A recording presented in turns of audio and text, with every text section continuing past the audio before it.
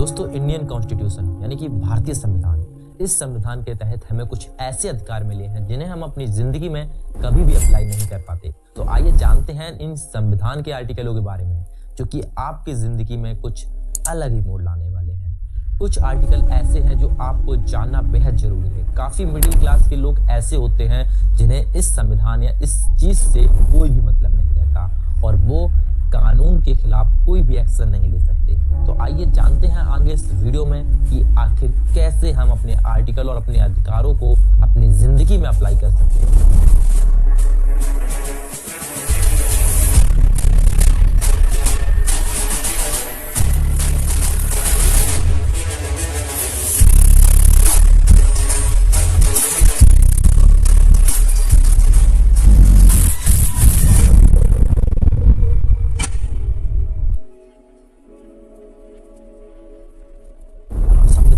सुनते ही बहुत से लोगों के मन में, जो कम पढ़े लिखे होते हैं, उन सारे लोगों के मन में एक अलग ही सोच पैदा हो जाता है कि ये तो भीमराव अम्बेडकर जी की देन है, मतलब ये हमारे ऊपर अप्लाई नहीं होता। अरे ऐसा नहीं है। इंडियन कॉन्स्टिट्यूशन हर उस व्यक्ति के ऊपर अप्लाई होता है जो भारत में रहता है या फिर उसके पास भारत की नागरिकता है, क्योंकि उसके पास भारत के मूल अधिकार है। ये कॉन्स्टिट्यूशन ऑफ इंडिया के थ्रू दिया गया है आपको, भारतीय संविधान के थ्रू मिला है आपको, भारत का मौलिक अधिकार मिला है आपको।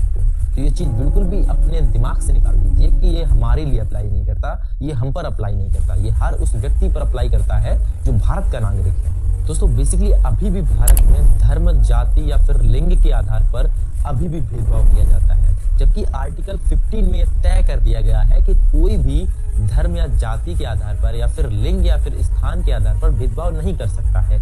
लेकिन फिर भी भारत के कुछ ऐसे लोग हैं जो अभी भी जात बिरादरी में विश्वास रखते हैं और इस चीज को अप्लाई नहीं करते।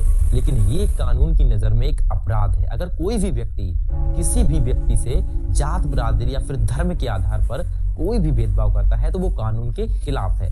ये आर्टिकल 15 में लिखा हुआ है। दोस्तों, कुछ लोग ऐसे भी हैं जिन्हें पता होने के बावजूद, जो पढ़े लिखे हैं, वो भी आजकल इस चीज को अप्लाई करते हैं अपने जीवन में, क्योंकि पुरानी परंपराओं को देखते हुए वो भी इस चीज को अप्लाई करते हैं कि ये इस जाति का है, ये इस जाति का है, तो इसके हम इस चीज से अलग करते हैं, इसको हम इस चीज से अलग करते हैं। तो वो अभी भी इस जाति बिरादरी में विश्वास रखते हैं। बेसिकली अगर आप लोगों ने कभी देखा हुआ हो कि अगर गांव में कोई भी पुलिस आती है तो उनका रुतबा, उनकी पावर कुछ अलग ही लेवल पे पहुंच जाती है। जैसे कि अगर देखा जाए कि गांव के अगर किसी भी अपराधी को पुलिस पकड़ने आती है तो वहां पर अपना लाठीचार्ज भी करने लगती है और एक्शन भी लेने लगती है। लेकिन ये कानून के खिलाफ है। सबसे पहले अगर आपको कोई पुलिस कर्मचारी पकड़ने आए तो सबसे पहले आपका अधिकार बनता है कि आपको किस अपराध में पकड़ा जा रहा है। लेकिन गांव के लोग उस समय इतना डर जाते हैं, हॉपलेस हो जाते हैं, क्योंकि उन्हें कानून या संविधान के बारे में कोई भी जानकारी नहीं रहती। तो उस समय वो इतना डर जाते हैं कि पुलिस अधिकारी के सामने उनसे कुछ भी पूछने की हिम्मत नहीं रहती। दोस्तों, जब भी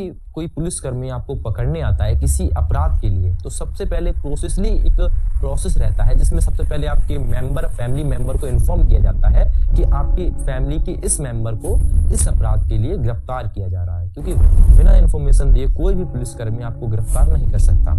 ये प्रोसेसली तौर पर देखा जाता है कि अगर भी आपने कोई भी अपराध किया है तो आपके घर वालों को ये इन्फॉर्म जरूर किया जाएगा कि आपके फैमिली मेंबर के इस सदस्य को गिरफ्तार किया जा रहा है इस अपराध के लिए। और वहीं अगर शहर में देखें तो इज्जत के साथ वहां पुलिस गिरफ्तार करके ले जाती है, लेकिन किसी पर भी कोई एक्शन या फिर कोई भी लाठीचार्ज नहीं किया जाता है। तो ये उनका एक अलग सोर्सेस रहता है कि उन्हें पता है कि ये आदमी पढ़ा लिखा है, ये व्यक्ति पढ़ा लिखा है, तो इनके साथ में कानूनी तौर पर बर्ताव किया जाए। जबकि आर्टिकल 14 में साफ साफ लिखा है कि कानून के समक्ष समानता, यानी कि कानून के समक्ष सब समान है, चाहे वो छोटे वर्ग का व्यक्ति हो या फिर बड़े वर्ग का व्यक्ति हो। कानून के समक्ष सभी समान है। लेकिन इस चीज पर वो अप्लाई नहीं करते और आप उनके खिलाफ कोई भी एक्शन नहीं ले पाते, क्योंकि आपको इंडियन कॉन्स्टिट्यूशन, भारतीय संविधान के बारे में कुछ भी इंफॉर्मेशन पता नहीं रहती। क्योंकि कॉन्स्टिट्यूशन में सेक्शन 3 के आधार पर हमारे भी कुछ मूल अधिकार हैं, तो उन पर हम भी अप्लाई कर सकते हैं, उन पर हम भी एक्शन ले सकते हैं। हमारे मूल अधिकार हैं, इन्हें हमसे कोई भी नहीं छीन सकता। बेसिकली अगर देखा जाए अदर कंट्रीज में तो ऐसा वहां पर नहीं होता है कि अगर कोई भी व्यक्ति रेप करता है या किसी भी घृणाजनक अपराध करता है तो उसे कोई भी सजा उसकी कम नहीं हो सकती, पैसा कितना भी खर्च कर ले। लेकिन भारत में ये मनी चलता है, भारत में पैसा चलता है, क्योंकि अगर कोई भी व्यक्ति रेप करता है तो 1 महीने के अंदर वो अपने पैसे के दम पे बाहर निकल आता है।